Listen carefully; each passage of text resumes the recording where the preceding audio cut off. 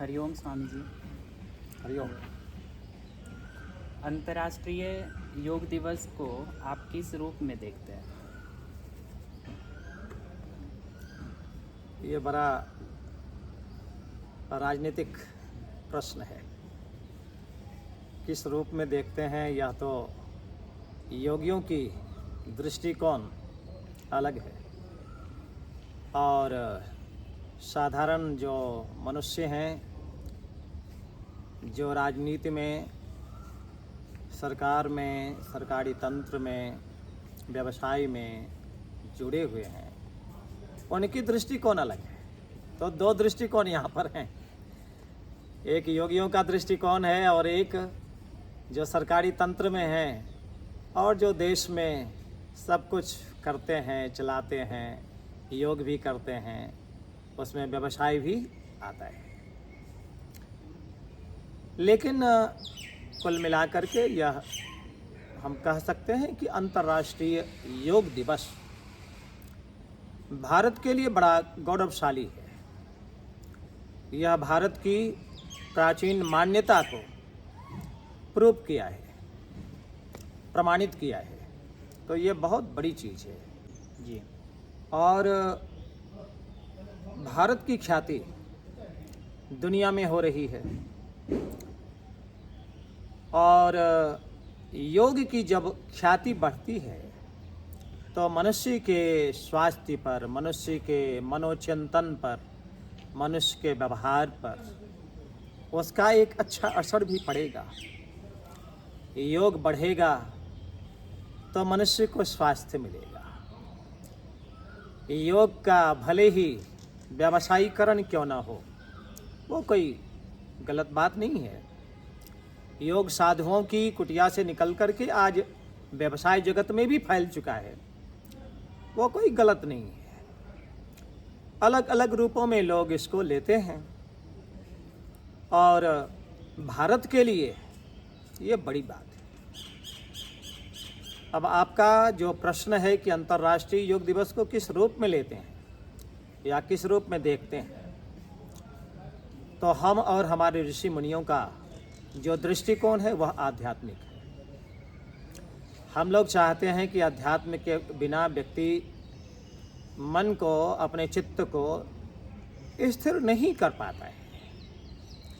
तो यहाँ पर योग एक बहुत शक्तिशाली विधि है जिसको यदि हम लोग करेंगे तो हमारा मन स्थिर होगा, हमारा चित्त शांत होगा। परंतु योग का आज के समय में बड़ा व्यापक जो प्रभाव पड़ा है, वह योग के अभी तो कुछ ही विधियों का प्रभाव हम लोग देख रहे हैं। उसमें भी खास करके योग के केवल एक आसनों के प्रभाव को देख रहे हैं कि आसन और थोड़े से प्राणायाम करने से व्यक्ति के स्वास्थ्य पर एक बड़ा अंतर, व्यक्ति के चित्त पर एक बड़ा अंतर दिखलाई पड़ता है।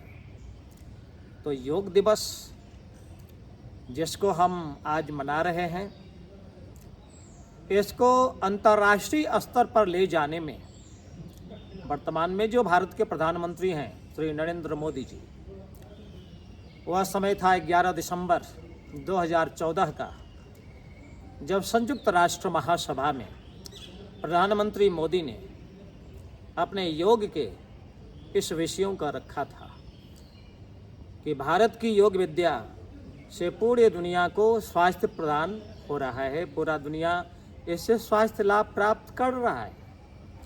सैकड़ों वर्षों से हमारे भारत के योगी, ऋषि, मनीषी दुनिया में घूम घूम करके योग का प्रचार किए ताकि व्यक्ति में एक डिसिप्लिन आवे, एक अनुशासन आए और व्यक्ति अपने आप को ठीक रख सके, व्यक्ति अपने आप को स्वस्थ बना सके। इसमें इस समय के जो योग के बहुत बड़े महर्षि हुए, वो हुए हमारे परम गुरुदेव परमहंस स्वामी सत्यानंद सरस्वती।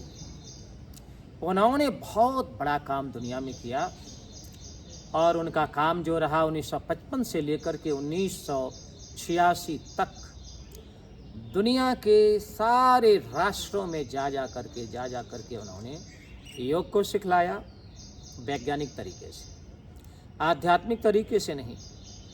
स्वामी सत्यानंद सरस्वती की जो ख्याति विश्व में हुई है और दुनिया ने जो उनको स्वीकार किया है, चूँकि उनकी जो पुस्तकें हैं, बहुत सारी पुस्तकें हैं, लगभग 100 पुस्तकें हैं परमहंस स्वामी सत्यानंद जी की, 200 से अधिक पुस्तकें फिर उनके बाद के जो परमाचार्य स्वामी निरंजनानंद सरस्वती जी हुए उनके हैं।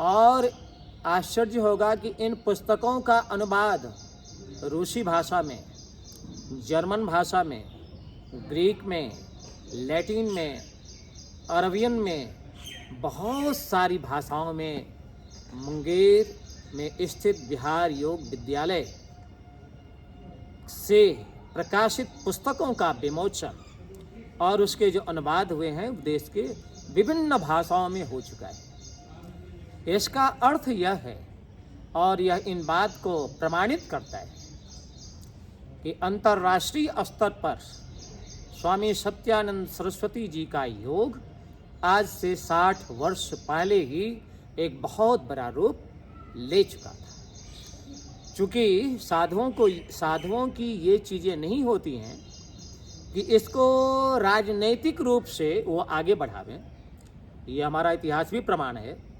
और राजनैतिक रूप से आगे बढ़ाने में किसी विषय को गुरु अपने वैसे लोगों को देते हैं जिनके पास देश का बागडोर है। तो ये अंतर है भाई। इसलिए ये श्रेय भी यदि कहा जाए तो हम स्पष्ट रूप से नहीं कह सकते हैं कि यह श्रेय ऋषि मुनियों को जाता है या यह श्रेय प्रधानमंत्री को जाता है। लेकिन बात बिल्कुल स्पष्ट है कि योग विद्या का प्रचार प्रसार, वैज्ञानिक रूप से योग को प्रूव करने का काम परमहंस स्वामी सत्यानंद सरस्वती जी ने आज से 60 वर्ष पहले दुनिया के हर देश में, दुनिया के हर धर्मों में जाकर के वो कर चुके हैं। लेकिन वो इस बात को अनाउंस नहीं कर सकते हैं क्योंकि यह राजनीति का एक पार्ट होता है।